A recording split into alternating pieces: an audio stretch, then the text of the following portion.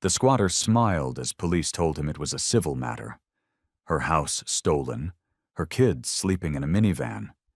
She recorded one desperate video and posted it online, hoping someone might help. What she didn't know, a biker leader recognized her address and remembered an old debt to her dead father. And he never forgot a promise. Elena's hands trembled as she tried the key again. It didn't fit. She stepped back from her own front door, staring at the brass lock that suddenly looked different, newer, wrong. Mom. 10-year-old Sophia tugged at her jacket. Why aren't we going inside? Just a second, sweetie. Elena's heart hammered against her ribs. They'd only been gone 3 days, a budget weekend trip to her sister's place 2 hours away. 3 days. How could the lock be changed in 3 days? 7-year-old Lucas pressed his face against the living room window. Mom, there's people in our house. That's when Elena saw him. A man in his 30s, heavily tattooed, wearing a stained tank top, pushed open her front door and stepped onto her porch like he owned the place. Behind him, a woman with bleached hair and a cigarette dangling from her lips appeared in the doorway. Can I help you? The man asked, his tone dripping with mock politeness. Elena's mind went blank. This is my house. What are you doing in my house? The man smiled, a cold, calculated smile that made Elena's stomach drop. Your house, lady? We rent this place. Been here 2 weeks. 2 weeks? Elena's voice cracked. I was here Monday morning. I live here with my kids. The woman laughed, a harsh grating sound. Sounds like someone's confused, babe. Elena fumbled for her phone, her fingers shaking so badly she nearly dropped it. I'm calling the police. Go ahead, the man said, leaning against the doorframe. We got paperwork. The next 30 minutes felt like drowning in slow motion. 2 patrol officers arrived. Officer Gonzalez, an older man with kind eyes, and Officer Kim, younger and visibly uncomfortable. Elena showed them everything. Her driver's license with this address, utility bills on her phone, photos of her kids in the living room from last week. Then the tattooed man produced a lease agreement. Elena watched Officer Gonzalez's face fall as he examined it. The document looked official, signatures, dates, even a notary stamp. It claimed these people had rented the house 3 weeks ago from a property manager named Michael Thompson. I've never heard of Michael Thompson. Elena's voice rose to a near scream. I own this house. My father left it to me when he died. Ma'am, I believe you, Gonzalez said quietly, and Elena could hear the helplessness in his voice. But legally, this is a civil matter now. They have a lease. It's fake. I know, but we can't determine that in the field. You'll need to go through the courts, get an eviction order. Eviction? I have to evict people from my own house. Officer Kim shifted uncomfortably. The law's complicated with squatter situations. If they have any documentation claiming residency, even fraudulent documentation, we can't physically remove them without a court order. It's to protect legitimate renters from being illegally evicted. How long? Elena's voice came out as a whisper. Gonzalez's pause told her everything. Could be weeks, maybe months, depending on the court backlog. Elena felt the world tilt. Months. In the meantime, the tattooed man called from the porch. You're trespassing on our rental property. Might want to leave before we call the cops. The woman cackled. Sophia started crying. Lucas wrapped his arms around his sister. Elena wanted to scream, to fight, to drag these people out by their hair, but the officer's expressions told her that would only get her arrested. Her or not them. Come on, kids, she whispered, her voice hollow. As she turned to leave, the tattooed man called out, Oh, and lady, your stuff's on the side yard. Didn't want to keep junk in our house. Elena rounded the corner and stopped cold. Trash bags. At least a dozen black trash bags split open. Her family's belongings spilled across the grass like garbage. Her grandmother's quilt trampled in the dirt. Sophia's art projects ripped and scattered. Her father's military photos bent and muddy. Sophia saw the bags and began sobbing harder. My stuffed animals. Elena dropped to her knees and started grabbing what she could, shoving items back into bags, tears streaming down her face. The officers helped silently, their jaws tight with restrained anger. Neighbors watched from windows. Mrs. Lee from next door came out, horror on her face. Elena, what's happening? Squatters, Officer Gonzalez said quietly. Got fake papers. Can't you do something? Not without a court order. As the sun began setting, Elena loaded the last bag into her minivan, a 2012 Honda Odyssey with 180,000 miles and a cracked windshield. Everything they owned now crammed into one vehicle. Where are we going, Mommy? Lucas asked, his voice small. Elena looked at her house, her father's house, the place where she'd grown up, where she'd brought both her babies home from the hospital and saw strangers moving behind the curtains. Her curtains. We'll figure it out, baby. She tried to sound confident, but her voice shook. That night, parked 3 blocks away under a broken streetlight, Elena sat in the driver's seat while her children slept in the back. Sophia clutched a dirty stuffed rabbit they'd rescued. Lucas used his jacket as a pillow. Elena's phone screen illuminated her tear-stained face as she opened Facebook, her hands still trembling. She started recording a video. Hi, I'm Elena Ramirez, and today someone stole my house. Her voice cracked, but she kept going. She told the story haltingly, emotionally, showing the trash bags in the back seat, panning to her sleeping children. She explained the police couldn't help, that the squatters had fake papers, that she might not get her home back for months. I don't know what to do, she whispered to the camera. If anyone knows a cheap lawyer or has any advice, or I'm sorry, I'm just lost. She posted it to the Kings County Community Forum, a local Facebook group with maybe 3,000 members, and set her phone down. Within minutes, comments started appearing. This is outrageous, sharing this everywhere. Those people should be in jail. I know a lawyer. DMing you. Elena watched numbly as the share count climbed. 47, 89, 123. She didn't dare hope. Hope was dangerous now. Exhausted, she reclined her seat and closed her eyes, listening to her children's soft breathing. She didn't know that 100 miles away in a weathered clubhouse that smelled of motor oil and leather, a man named Marcus was about to see her video. She didn't know her father had saved that man's life. And she definitely didn't know that by sunrise, everything was about to change. Elena woke to her phone, buzzing violently. For a moment, she forgot where she was. Then the cramped driver's seat, the ache in her neck, and the reality of her minivan bedroom came crashing back. Her phone screen showed 2:47 a.m. and 247 notifications. Elena sat up, her heart racing. She opened Facebook and gasped. Her video had been shared 3,872 times. The comment section had exploded into hundreds of messages, some supportive, some skeptical, some angry at the system, others arguing about squatters' rights versus property rights. But everyone was talking about it. This happened to my aunt last year. Cost her $8,000 in legal fees. How is this legal? This is literally home invasion. My cousin's a reporter at Channel 5. Sending this to her now? Lawyer here? DM me. I might be able to help pro bono. Elena's hands shook as she scrolled. The video had jumped from her small community group to county-wide forums, then to several local news pages. Someone had posted it in a legal advice subreddit.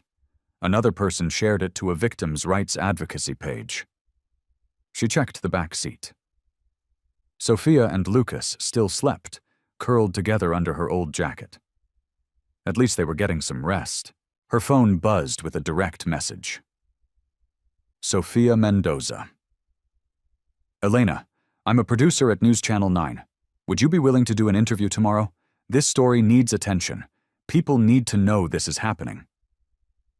Before Elena could respond, another message popped up. Gabriela Santos, Legal Aid Society, saw your video. We handle housing displacement cases.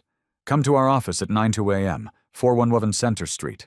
Bring any documentation you have. Don't lose hope. Elena felt tears welling again. But this time, they weren't just from despair. People cared. Strangers were trying to help. She screenshotted everything, backing up every offer, every contact. Then she saw a comment that made her pause. Brody Nash, where is this? What's the address? The profile picture showed a bearded man in sunglasses standing beside a motorcycle. Elena almost ignored it, probably just someone being nosy, but something made her click on his profile. The page was filled with motorcycle photos, rally pictures, and group shots of tough-looking men and women in leather vests. His cover photo showed at least 50 bikes, lined up with a banner. Steel Brothers, MC New York, Chapter. Steel Brothers. The name stirred something in Elena's memory, something from years ago, something her father had mentioned. But exhaustion made her thoughts fuzzy. She couldn't place it. She ignored the comment and kept scrolling. More messages flooded in. A woman offered her guest room for a week. A man who owned a storage unit company said she could store her belongings for free. Someone started a GoFundMe without asking permission. It had already raised $340. Elena covered her mouth, suppressing a sob that might wake her kids. At 3:15 a.m., unable to sleep despite her exhaustion, she recorded a second video. I just want to say thank you, she whispered, her face close to the phone screen. I didn't expect. I thought maybe a few people might see this and give advice, but you're all being so kind. She wiped her eyes. I have a meeting with Legal Aid tomorrow morning. I'm going to fight this for my kids, for my dad. He left me this house, and those people have no right to it. Her voice hardened slightly. And to the people saying I should just move on or find a new place, this isn't just about a house, it's about justice. It's about people not being able to just steal what's yours with fake papers and a smile. She paused, looking back at her sleeping children. My dad always told me, good people still exist. They'll show up when you need them most. I'm starting to believe he was right. She posted the video and finally let herself close her eyes. Across town in a cinder block building with motorcycles parked in neat rows outside, Marcus Hale watched Elena's second video for the third time. He'd been awake since Brody sent the link to the club's group chat 2 hours ago. Now, sitting at the long wooden table where the Steel Brothers held their meetings, Marcus stared at the address Elena had mentioned in the comments, 456 Oakwood Street. He knew that house. Marcus stood and walked to a dusty shelf in the corner, pulling down a photo album the club kept. Memories from over the years. He flipped through pages until he found it. January 2018. The photo showed a younger Marcus and 11 other bikers covered in snow standing in someone's garage. They were smiling, holding mugs of coffee, looking exhausted but alive. Behind them, you could just see into the house. And in the background, a man in a military uniform stood smiling. Elena's father, Victor Ramirez. Marcus remembered that night like it was yesterday. They'd been caught in a freak snowstorm coming back from a charity ride. Temperatures dropping to deadly levels. Every hotel was full. The clubhouse was 50 miles away. Victor Ramirez had seen them trying to shelter under a gas station awning. He'd pulled over, told them to follow him home, and opened his garage, gave them hot food, warm blankets, and probably saved 3 guys from frostbite. When Marcus tried to pay him, Victor had refused. Just help someone else someday, he'd said. Marcus closed the album slowly. He pulled out his phone and opened the Steel Brothers group chat, 42 members strong. Church meeting, 7 a.m. Every member who can ride, we got a debt to pay. The responses came in immediately. I'm in. What's happening? Be there. Marcus looked at Elena's video one more time, then typed a message he didn't send. Not yet. Your old man saved our lives once. Now it's our turn. He'd tell her tomorrow after they showed up. The rumble of motorcycles shattered the pre-dawn silence. By 6:45 a.m., the Steele Brothers Clubhouse parking lot was full. Bikes of every style, choppers, cruisers, touring bikes lined up in disciplined rows. 42 members had shown up, some driving from counties away after Marcus's middle-of-the-night message. Inside, the meeting room smelled of coffee and leather. Men and women in their club vests, adorned with patches earned through years of brotherhood, filled every seat. The younger members stood along the walls, arms crossed, waiting. Marcus stood at the head of the table, the photo album open in front of him. Most of you weren't there that night, Marcus began, his gravelly voice commanding instant silence. January 2018, we did that toy run for the Children's Hospital, remember? Raised 12 grand that year. Nods around the room. Coming back, we hit that storm. Temperature dropped to 15 degrees in 20 minutes. Visibility was nothing. We were freezing, literally dying on those bikes. Brody Nash, now the club's sergeant-at-arms, spoke up. My hands were so numb I couldn't work the clutch. Tommy nearly crashed twice. Every hotel was booked solid. Christmas season, Marcus continued. We tried to shelter at a gas station, but the owner kicked us out. Said we looked like trouble. He smiled bitterly. Guess we did. He turned the album around, showing the room the photo. This man pulled over in the middle of that storm. Told us to follow him. Opened his garage, brought out space heaters, made food. His wife, rest her soul, gave us blankets. They had a little girl, maybe 5 years old, and she brought us her stuffed animals because she thought we were cold. A few members chuckled softly, but their eyes were serious. That man was Victor Ramirez, Army vet, contractor, single dad after his wife passed. Marcus's jaw tightened. He saved our lives. I told him we owed him. He said, just help someone else someday.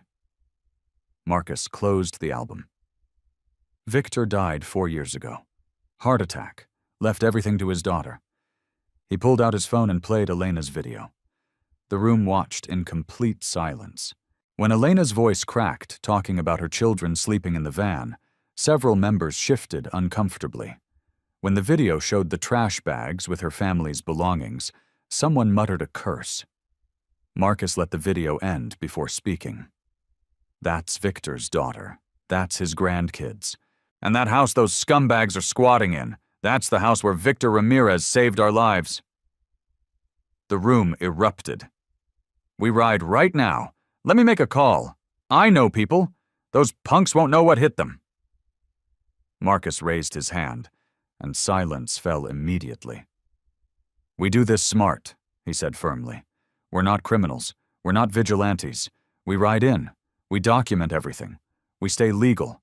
And we make sure those squatters know they picked the wrong house. What's the play? Asked Sofia Vega, the club's VP and a former paralegal. Sofia, you're on documentation. Cameras, photos, everything. Keep it legal. Public property only. Marcus pointed to another member.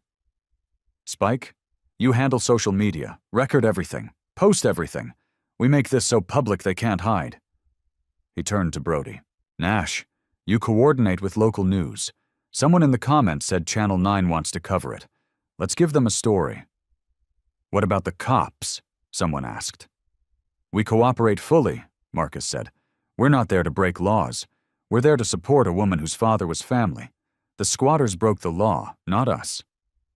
Sofia raised her hand. I looked up the property records this morning. Elena Ramirez is the sole owner. Deeds clear, taxes paid, no liens. Those squatters' lease is definitely fraudulent. How long until she can legally evict them? Could be 8 to 12 weeks if they fight it. Courts are backed up. The room groaned. Then we make those 8 weeks hell, Marcus said coldly. Legal hell, public pressure hell. We document every law they break, every threat they make. We don't give them a moment of peace. He looked around the room at faces he'd known for decades. Mechanics and teachers, veterans and business owners, all bound by loyalty. Victor Ramirez didn't ask questions that night. He just helped. Now we do the same. Marcus's voice dropped. We ride at noon. Full colors. I want every bike that can roll. We're going to remind those squatters that some families don't stand alone. What about Elena? Sophia asked. Does she know we're coming? Marcus shook his head. Not yet. Let her handle the legal stuff this morning. We'll be the surprise reinforcement. Brody grinned. They're going to shit themselves when they see us roll up. That's the idea, Marcus said. But remember, discipline first. We're not outlaws. We're citizens standing up for justice. Keep it clean, keep it legal, keep it loud. He placed his hand flat on the table. One by one, every member in the room placed their hand on top. A tower of solidarity. For Victor Ramirez, Marcus said. For Victor Ramirez, the room echoed. As the meeting broke up and members headed to their bikes, Marcus pulled out his phone. He found Elena's Facebook profile and typed a message, then deleted it. She'd understand soon enough. At 11:47 a.m., engines began to roar. The Steele brothers were riding to war, the legal kind. Elena sat in the cramped waiting room of the Legal Aid Society, Sophia coloring quietly beside her while Lucas played a game on her phone. The morning had been a blur. She'd woken her kids at 7 a.m. in the minivan, used a gas station bathroom to wash faces and brush teeth, then driven straight here. Gabriela Santos, the attorney who'd messaged her, turned out to be a sharp-eyed woman in her 50s, with a kind but realistic demeanor. I won't lie to you, Elena, Gabriela said, spreading documents across her desk. This is going to be tough. New York's tenant protection laws are strong, even when those tenants are criminals with forged documents. How long? Elena asked, though she dreaded the answer. Best case, 6 weeks if we expedite and they don't fight. Worst case, 3 months if they hire a lawyer and drag it out. Gabriela saw Elena's face fall. I know it's not what you want to hear, but we'll file an unlawful detainer lawsuit today. I'm also reporting the forged lease to the DA's office. That's fraud, possibly identity theft. 3 months, Elena whispered. I can't afford a hotel for 3 months. I can barely afford gas. The GoFundMe is up to $800, Gabriela said gently, and we'll fight for expedited proceedings based on fraud. You're not alone in this. At 1:15 p.m., Elena pulled onto Oakwood Street, her stomach knotting as her house came into view. Then she slammed on her brakes. 12 motorcycles lined the street in front of her house. Leather-clad bikers moved across her lawn, not chaotically, but with military precision. One man operated a professional-grade camera on a tripod. A woman with silver hair made notes on a tablet. 2 large men collected the remaining trash bags, carefully organizing items. Mom, who are those people? Sophia asked nervously. Elena didn't answer. She couldn't. On her porch, the squatters stood watching. Their earlier bravado replaced with visible unease. The tattooed man, whose name she'd learned from Gabriela, was Derek Blaine, a con artist with 3 prior arrests, kept glancing at the bikers, then at his phone. Elena parked and climbed out slowly. A massive bearded man approached, his leather vest covered in patches. Despite his intimidating appearance, his eyes were warm. Elena Ramirez? He asked. Yes. Name's Marcus Hale, Steele Brothers Motorcycle Club. He extended a hand. Your father saved my life once. Figured it's time we returned the favor. Elena's mind reeled. My father? I don't understand. January 2018. Snowstorm. Your dad opened his garage to our club when we were freezing to death. Marcus smiled softly. You were about 5. Gave us your stuffed animals to keep warm. The memory crashed back. Bikers filling their garage. Her dad making soup. Her mom bringing out blankets. She'd been scared at first, but the bikers had been gentle. One even showing her his motorcycle patches. That was you, Elena's voice cracked. That was us. And when I saw your video last night and recognized the address, Marcus gestured to the house. Your dad told me once. Just help someone else someday. Well, today's that day. Tears filled Elena's eyes. But what can you do? The police said. We know what the police said. We're not here to break laws. Marcus turned, and Elena saw the organized operation happening across her property. We're here to document, to witness, and to make sure these squatters know they're being watched. Every move they make, every law they break, we're recording it. A woman approached, the silver-haired one. Elena, I'm Sophia, former paralegal. I've been documenting everything they've done to your property. Illegal dumping, property damage, potential theft. All of it can help your case. There's more, Marcus said. He nodded toward a news van pulling up at the end of the street. Channel 9 wants an interview. We figured you might want to tell your story to more than just Facebook. Elena watched as a reporter and cameraman emerged from the van. Neighbors were coming out now, too. Mrs. Lee, the Pattersons from 2 doors down, even old Mr. Garcia, who never left his house. On the porch, Derek Blaine's face had gone pale. He pulled out his phone, arguing with someone in a harsh whisper. They're scared, Elena said, almost laughing in disbelief. They should be, Brody Nash said, walking up with a tablet. We've identified them. Derek Blaine, wanted for fraud in Pennsylvania.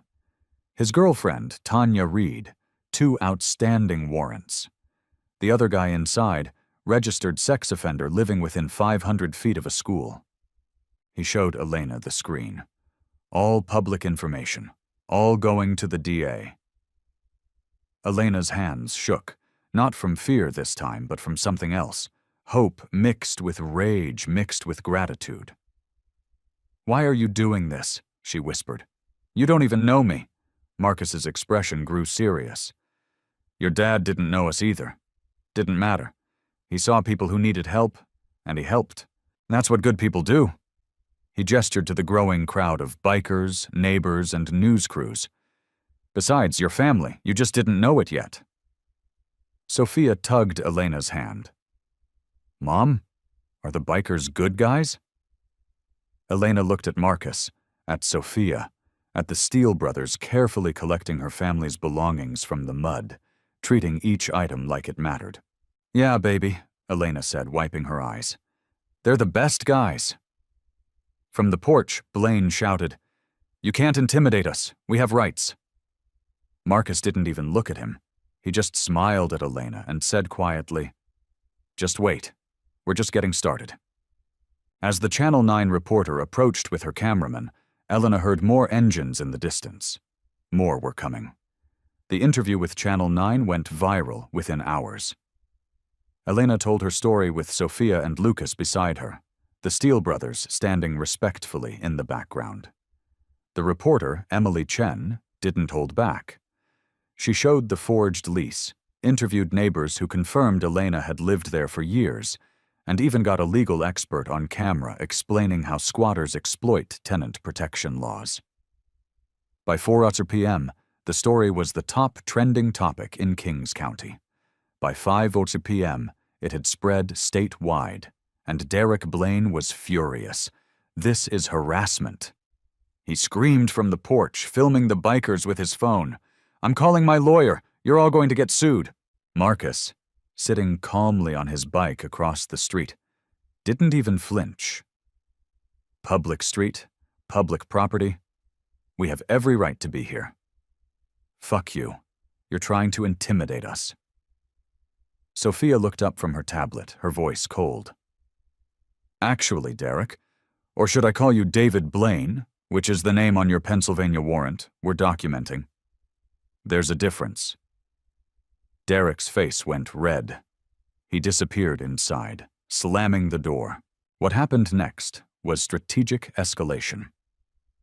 At 5:30 p.m., Tanya Reed emerged and deliberately kicked over Sophia's bicycle, one the bikers had carefully cleaned and set aside. The bike clattered into the driveway, the front wheel bent. Oops, Tanya said with a vicious smile, looking directly at the cameras. Sophia burst into tears.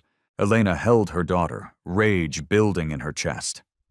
Got it, said Spike, the club's media guy, reviewing his footage. Property destruction on camera. That's going to the police and the DA. At 6 p.m., music began blasting from inside the house, heavy metal at ear-splitting volume. The bass shook windows up and down the street. Mr. Garcia came out wincing. I have a heart condition. I can't take this noise. Sophia was already on her phone with the police. Noise ordinance violation. Officers are on their way. At 6:45 p.m., the third member of the squatting group, a wiry man named Mitch, came out and started yelling obscenities at 7-year-old Lucas. That's when Brody stepped forward. Hey. His voice was quiet, but it carried weight like a hammer. You want to scream at someone? Scream at me, but you yell at that kid one more time and we're going to have a problem. Mitch opened his mouth, saw Brody's expression, and backed up into the house. Elena sat on the curb. Her kids huddled close, watching the circus her life had become. Part of her wanted to run, to just give up and find somewhere else to live. But then she'd look at the Steele brothers, these strangers who'd shown up because her father had been kind 7 years ago, and something in her hardened. Mrs. Ramirez. A young biker approached, maybe 25, with nervous eyes. I'm Ryan. I was on that ride in 18. I was 19. Stupid. Would have frozen to death if not for your dad. He held out a sandwich and juice boxes. Figured your kids might be hungry. Elena's throat tightened. Thank you. As darkness fell, more happened. The police arrived for the noise complaint. Derek refused to turn down the music, so they issued a citation. He tore it up in front of them. That's destruction of a legal document, Officer Gonzalez said tiredly, writing another citation. At 8:01 p.m., Mitch tried to sneak out the back to dump more of Elena's belongings, including her father's military medals, into the trash. He froze when he found 2 bikers calmly standing at the back gate. Going somewhere? One asked. Mitch retreated. At 9 p.m., Gabriela Santos arrived with good news and bad news. The good news, the DA is taking the fraud case seriously. With the evidence the bikers collected, they're considering criminal charges. She paused. Bad news. Derek hired a lawyer, a sleazy one, but legitimate. They're fighting the eviction. He's claiming this is all a setup, that you're harassing legal tenants. Elena felt her hope crumble. So, we're back to months of waiting. Not necessarily. Gabriela glanced at Marcus, who had walked over. The judge scheduled an emergency hearing for Friday morning, day after tomorrow. With all this media attention and the criminal investigation, they're fast-tracking it. But Elena, you need to be prepared. These people are going to fight dirty. As if on cue, Derek appeared at an upstairs window, Elena's bedroom window, and hurled something out. It was her father's ashes. The urn shattered on the driveway, ceramic shards and ash scattering across the concrete. Elena screamed. She bolted forward, but Marcus caught her, holding her back as she fought and sobbed. Sophia and Lucas stood frozen in horror. Let me go, Elena shrieked. Let me go, I'll kill him. That's what he wants, Marcus said firmly, restraining her. He wants you to attack him. Get arrested, look unstable. Don't give him that. Derek laughed from the window. Oops, clumsy me. Sophia was already on the phone. That's desecration of human remains. That's a felony. But Elena had collapsed, kneeling on the driveway, trying to gather her father's ashes with shaking hands. Sophia and Lucas knelt beside her, all 3 crying. The Steele brothers formed a protective circle around them, shielding them from view as news cameras rolled. Marcus pulled out his phone and sent a mass text to every Steele brothers chapter in New York. Emergency call.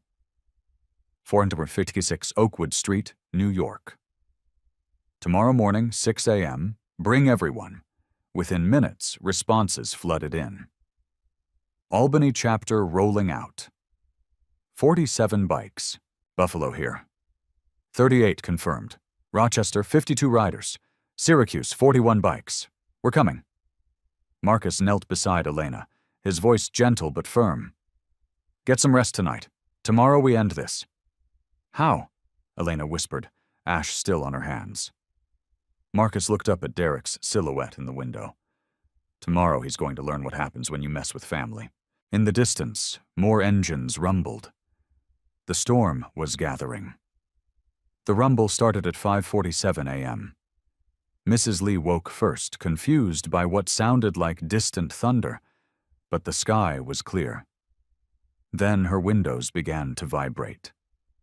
By 5:55 a.m., the entire neighborhood was awake. They came from every direction, a river of chrome and leather flowing toward Oakwood Street. The Steele brothers' main chapter led the procession, but behind them came bikers from across the state: Albany, Buffalo, Syracuse, Rochester, even a contingent from Binghamton who'd ridden through the night. Choppers, cruisers, touring bikes, trikes for the older riders, each one carrying men and women in leather vests, American flags mounted on their bikes, rippling in the dawn breeze. Elena stood on the sidewalk, Sophia and Lucas on either side of her, watching in absolute disbelief as the street filled with motorcycles. 20 bikes, 50, 100. They kept coming. The engines created a symphony of raw power, perfectly synchronized as riders parked in formation with military precision. Row after row, bike after bike, until Oakwood Street and every connecting street was lined with chrome. Marcus pulled up beside Elena and cut his engine. The grin on his face was fierce. How many? Elena whispered. 312. Last count, still more coming. 312. Elena's legs nearly gave out. Inside the house, Derek Blaine peered through the curtains, his face drained of all color. Tanya stood behind him, her earlier bravado completely gone.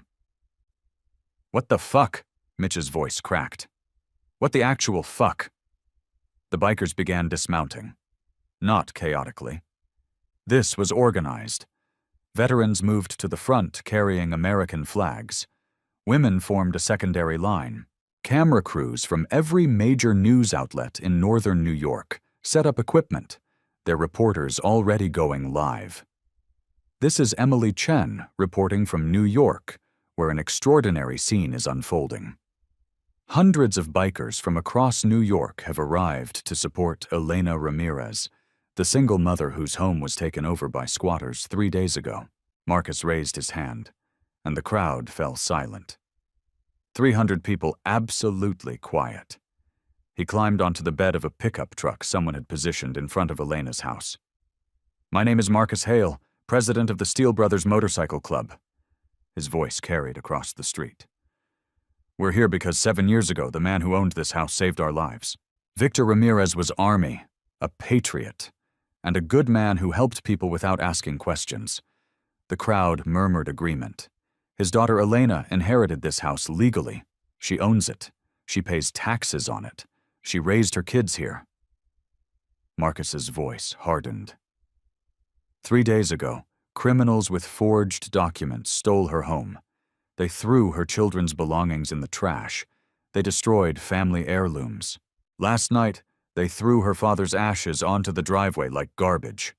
Angry shouts erupted from the crowd. We're not here for violence, Marcus continued, raising his hands. We're here for justice, legal justice. We're here to show these squatters and anyone else who thinks they can exploit the system that some families don't stand alone. The crowd roared approval, the sound deafening. Sophia stepped forward with a megaphone, her paralegal training on full display. We have documented 23 separate violations in the past 18 hours, she announced. Property destruction, noise ordinances, threatening a minor, desecration of human remains, illegal dumping, all of it photographed, recorded, and submitted to the district attorney. Another roar from the crowd. Channel 5 News here. A reporter pushed through. Miss Ramirez, can you tell us what this means to you? Elena, overwhelmed, could barely speak. These people.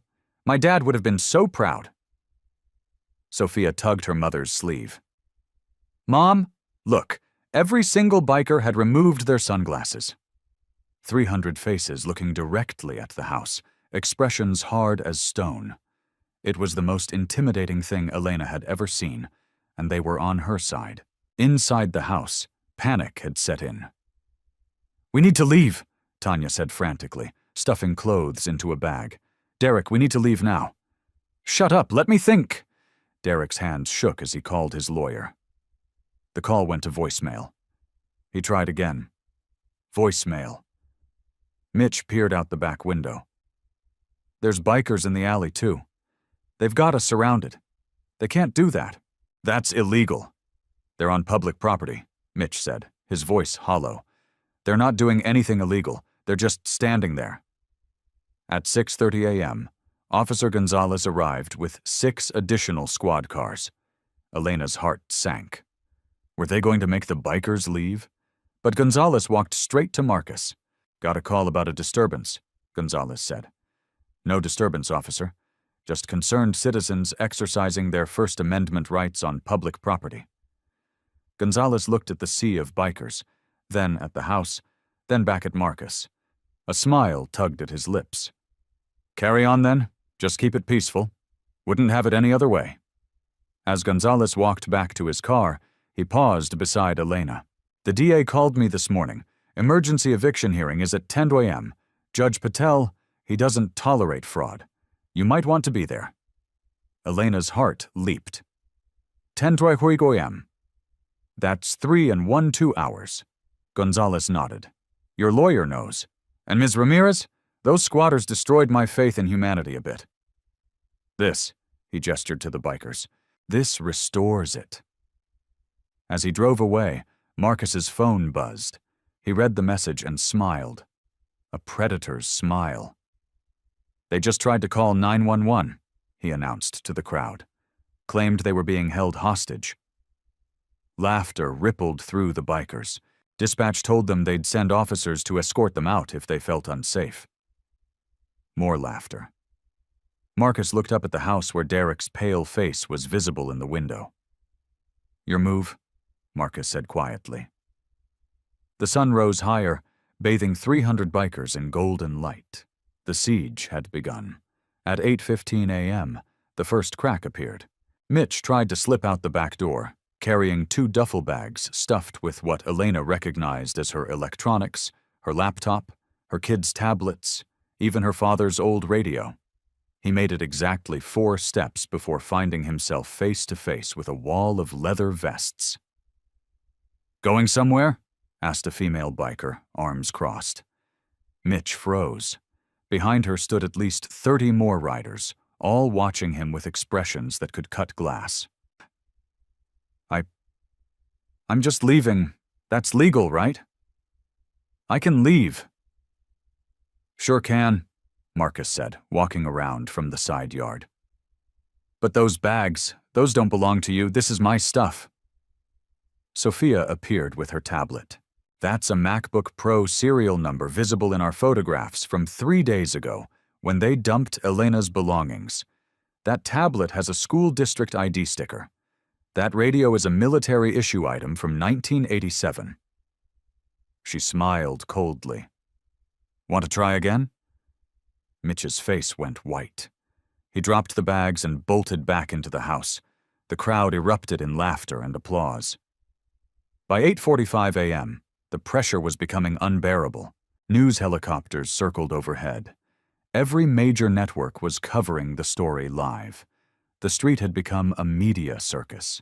Reporters interviewing bikers, neighbors, legal experts. Someone had started selling coffee from a food truck, donating proceeds to Elena's GoFundMe, which had now reached $47,000. Inside the house, Derek was unraveling.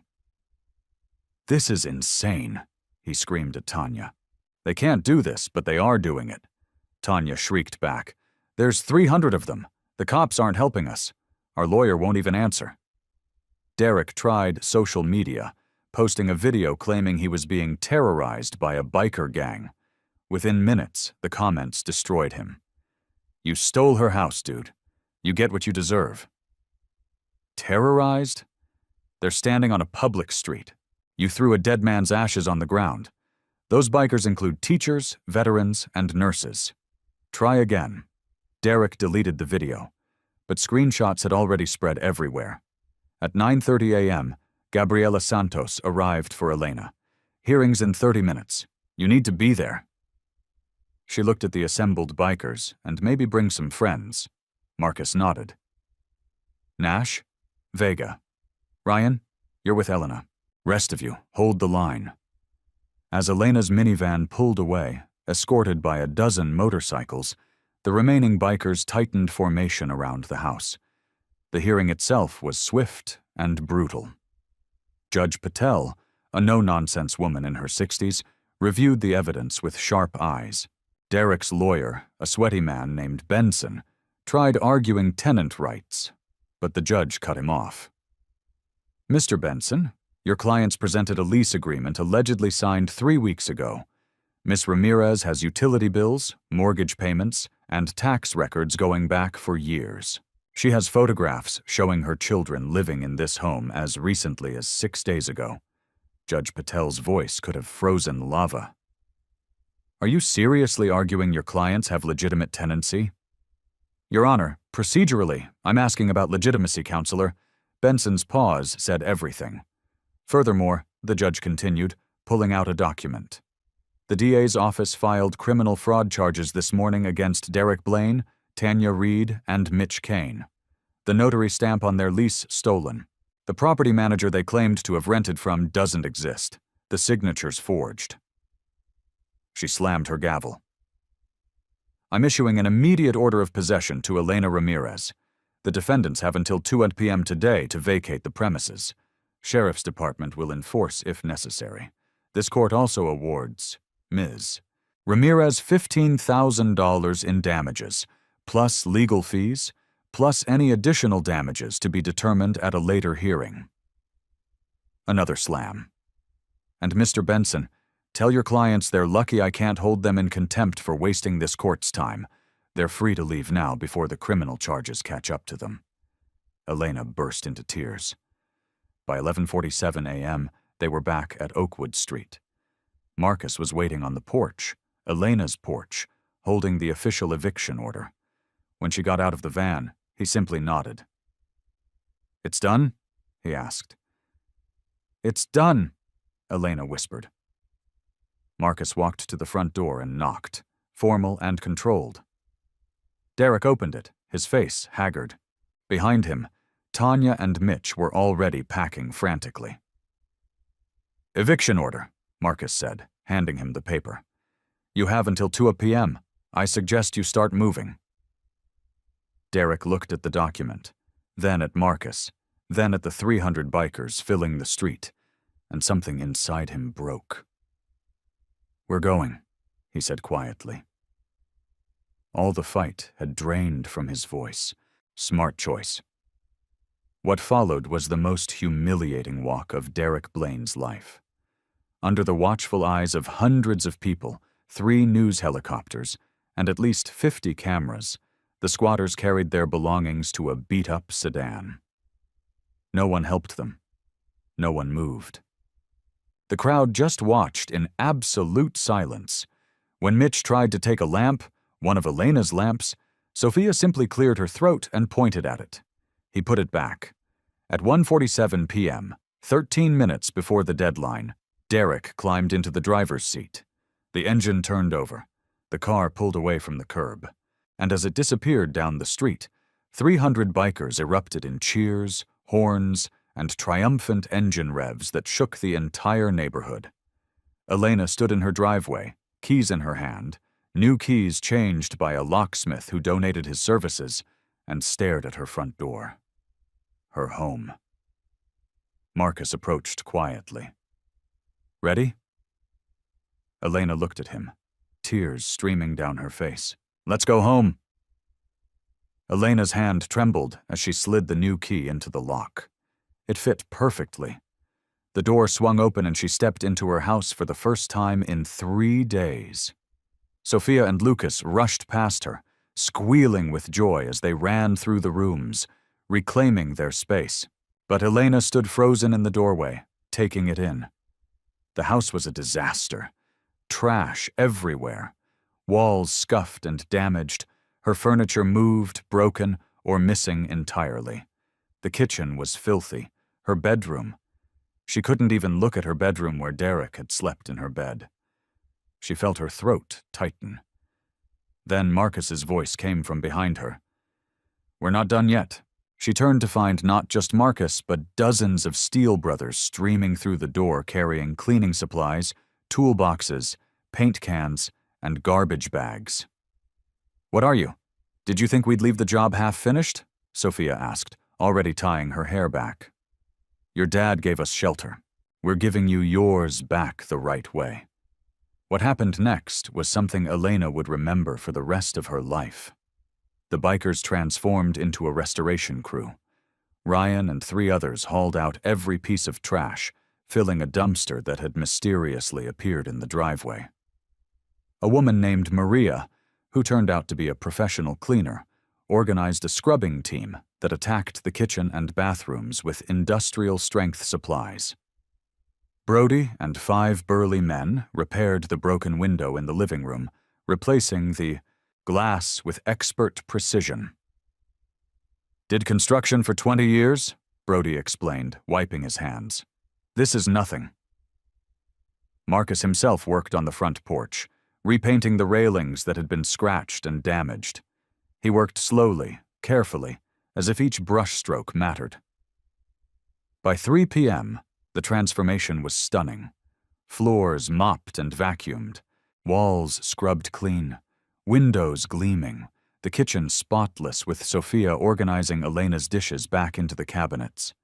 Dishes the bikers had carefully washed after finding them shoved into a closet. A biker named Carlos, who owned a furniture store, showed up with a truck. "Heard you might need a new mattress," he said, helping carry in a queen-sized bed. "Can't have you sleeping on what those criminals touched!" Elena tried to protest the cost, but Carlos waved her off. "Already paid for. Consider it a housewarming gift." In the backyard, someone had repaired the fence. Another group had mowed the lawn and planted flowers along the pathway.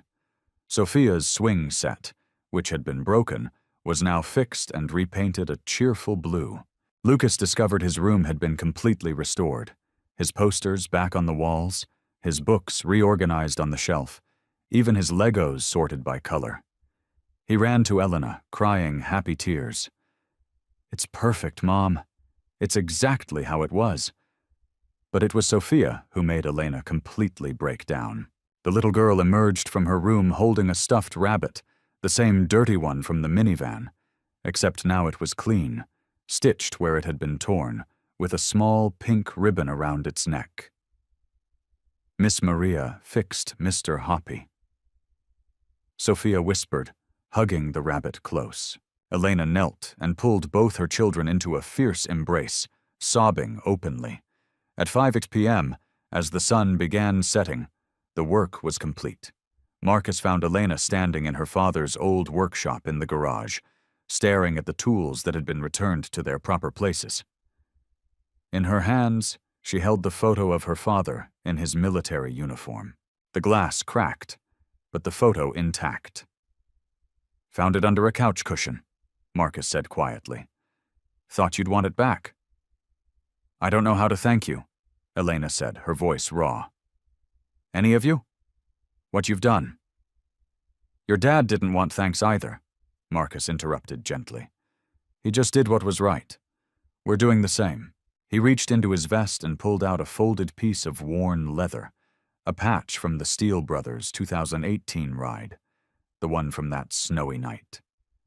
Her father's name was embroidered on it.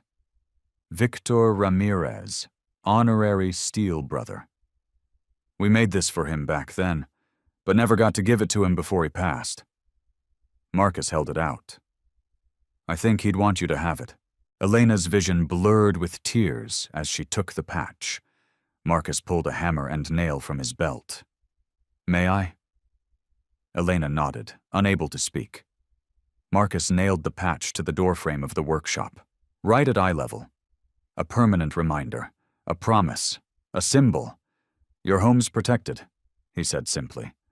"Always will be. Any trouble, you call?" "We're family now." Outside, the bikers were mounting their bikes, preparing to leave. Neighbors had come out to wave and thank them. Mrs. Lee brought cookies. Mr. Garcia shook every hand he could reach. Elena walked outside with Sophia and Lucas, watching as 300 engines roared to life one final time. Marcus climbed onto his bike, then paused and looked back at Elena's house. Clean, restored, safe. He raised his fist in salute. Elena raised hers back, tears streaming down her face.